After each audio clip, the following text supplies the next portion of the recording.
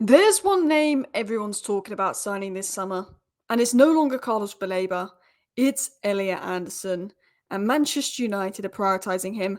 Manchester United are going all in for him. Manchester United have opened talks with the player.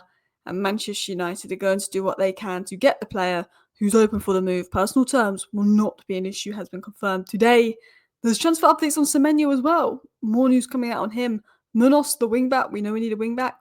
Would like a United move, it looks like.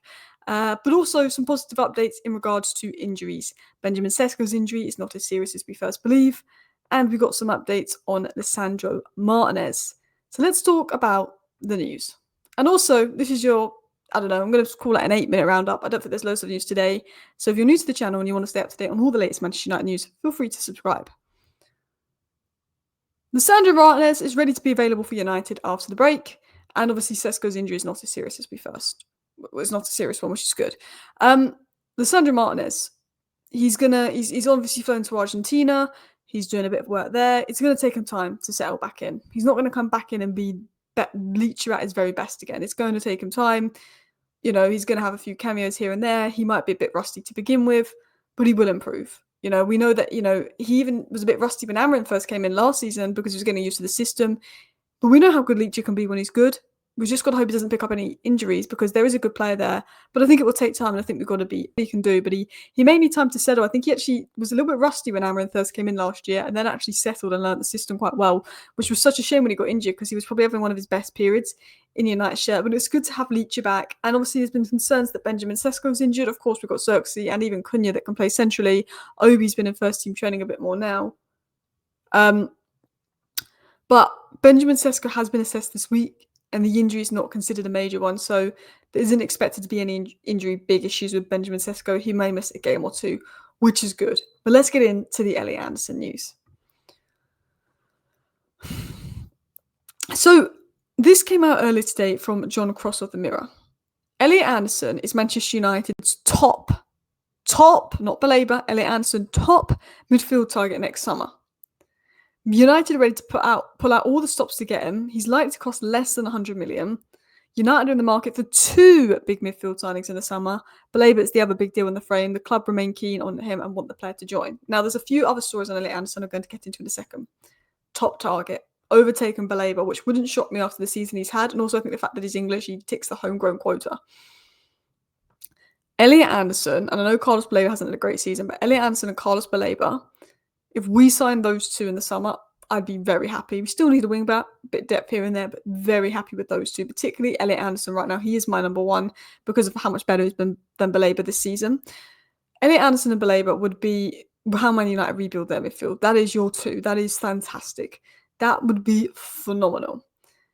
Absolutely phenomenal. We got Cunha and we got Mbumo, so why can't we get Elliot Anderson and Baleba? I think Wharton is the one that we'd struggle the most to get. And also with United, you can say to Elliot Anderson, well, you're literally walking in the side. If you go to City, you've got to compete with Rodri, Nico Gonzalez, Reinders. If you go to Liverpool, you've got to compete with Szoboszlai, McAllister, Gravenberch. If you go to Chelsea, you've got Enzo Caicedo. You know, they've even got players like Santos, Lavia, Sugo that are good players. You go to Arsenal, that's Declan Rice and Subamende. So it's out of the big clubs, it's Man United and Tottenham, unless you want to go back to Newcastle, and everyone picks us over Newcastle. So maybe we've got a chance. But this was the interesting thing, and this was said by CC Transfer 16. So this guy actually responded to this post on X with what he had said about Elliot Anderson not long ago. Now, this guy gets a bit of inside info and he puts it out, and he seems to be pretty accurate. And he said that United have already made contact with Elliot Anderson's camp to gauge his interest in a move. So apparently we've already made contact. We've tested the waters. Would Elliot Anderson be open to moving to us if we, went for him in the summer? I'd like us to go for him in January, but Tuchel's told him to stay at Forest apparently, and Nottingham Forest don't want to sell in January. Fair enough. But early talks have been positive. Personal terms wouldn't be an issue. So that's good news. Team Talk came out and said that Elliot Anderson wants to move, is open to the move. Obviously, he said that personal terms wouldn't be an issue, so he seems to be open to the move. But more likely on for the summer, it's noted that Forest will be very difficult to negotiate with, but early encouraging signs.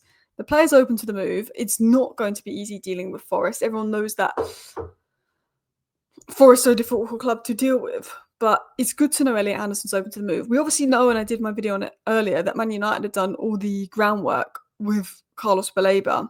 and Baleba wants to move, still wants to move. We know that we've done all the groundwork Baleba, we just need to agree with Theo Brighton to get Baleba.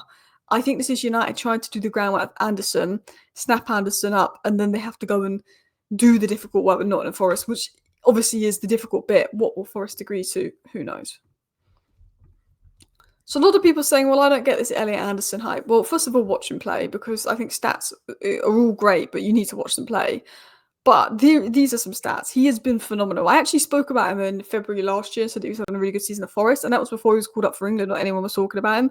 But he's been unreal this season. Most touches in the Premier League for all midfielders, most passes completed out of all midfielders, most passes into the final third, most possession won, most duels won, and most take-ons completed. Basically, out of all Premier League midfielders, he's won back the ball the most. He's won the most duels, but he's also the best at passing it into the final third and the best at carrying it. So you're just basically in and out of possession. He's been the best in the Premier League by a mile. Guys, the season he's having is phenomenal. I don't understand why some people are like, oh, his English is overrated. But look at Declan Rice. Declan Rice is probably the best midfielder for Amorim, but walks on our sides. It's not about being English and overrated. He's good. Elliot, for me, I loved Baleba. I worked for Baleba all summer. Baleba's been crap this season. Elliot Anderson has been what Baleba should have been this year. He needs to be number one. Obviously played versus Serbia yesterday. 8 duels. Won 4 fouls. 93% pass accuracy, 76 passes. And also when he plays for England, he plays in the possession dominant side. At Forest, he's proven he can do it if you don't dominate possession, which we're very good at. But when we do dominate possession, we struggle. But Elliot Anderson's good when we dominate possession. 5 touches in opposition's box, 4 out of 5 long balls, 6 recoveries, 11 passes into final third. He's good at playing into final third. He's good at winning the ball back. He's good at winning fouls. He's good at winning duels. He's just good at everything. He's completed the most passes under pressure as well. We need a press-resistant player. This is the opposite of Agate. Fantastic. Anyway, let's get into other news and stories. Manchester United are reportedly sniffing around a move for Anton Semenyo, was said by the Manchester Evening News today. I did a video earlier, and I said that apparently made a 50 million bid for Semenyo in the summer. Obviously, there was talk that Ruben Amorim had dinner with him. We like Semenyo. Apparently, we still like Semenyo. Apparently, we're still interested in Semenyo. Wharton, Baleba, Semenyo, and a good centre-back is probably my dream window. So if we're going to go for Semenyo, great. I don't know. I think we'll know nearer the summer. Again, I don't see this as a January move.